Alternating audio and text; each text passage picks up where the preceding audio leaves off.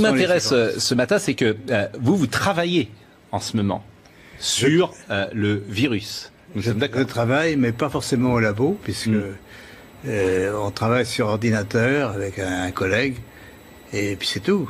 On n'a pas d'expérience, on peut dire, mais l'expérience vient de la maladie elle-même, de toutes les mesures qui sont faites actuellement dans les laboratoires sur les patients.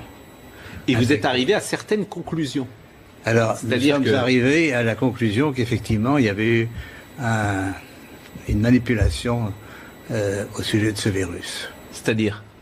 Eh bien, qu'une partie, je ne dis pas le total, n'est-ce pas, mais il y a un modèle qui est évidemment le virus classique, et là c'était un modèle surtout venant de la chauve-souris, mais à ce modèle, on a par-dessus ajouté des séquences notamment du VIH, le virus du sida. Mais quand vous dites « on a ajouté », qui a ajouté? Moi, je ne sais pas.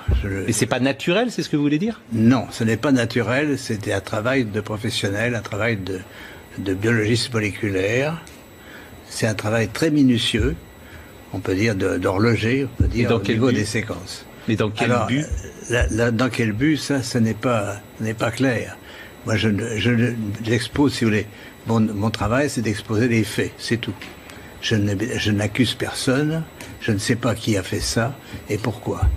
La possibilité, c'est peut-être que ils ont voulu faire, on ne sait pas, on a voulu faire un vaccin contre le sida. Donc on a pris des petites séquences du virus et on les a installées dans la séquence plus grande du coronavirus.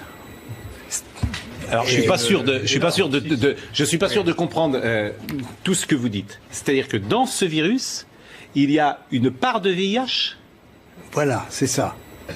Le matériel génétique du virus est un long ruban d'ARN, n'est-ce pas? Comme de l'ADN, mais c'est de l'ARN.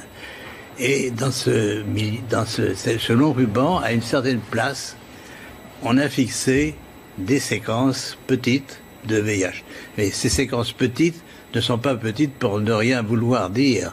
Elles ont la possibilité de modifier, par exemple, ce qu'on appelle des sites antigéniques. C'est-à-dire, si on veut faire un vaccin, on peut très bien modifier la protéine qui est exposée pour le vaccin par une petite séquence venant d'un autre virus. Mais vous êtes certain de ça? Parce qu'on a dit que le bruit a couru, que c'était d'une origine humaine, finalement. Et ça a été ensuite réfuté par la plupart des autorités scientifiques, quand même. Il y a quand même une volonté d'étouffement, si vous voulez. Les travaux, nous ne sommes pas les premiers.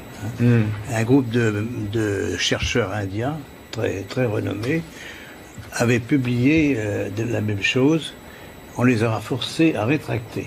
Et on les a forcés comment? C'est-à-dire, c'est annulé. Il y a, si vous regardez leur publication, vous avez une grande bande annulée parce que... Mais ce que vous dites là, la plupart des scientifiques disent le contraire, quand même. De moins en moins. De moins en moins. Si vous voulez, ceci est arrivé au début de cette année et on voit de plus en plus de travaux qui suggèrent, mais moi je suis, on peut dire, hors d'âge. Je suis prix Nobel et je peux travailler librement. J'ai donc aucune pression sur moi qui peut agir.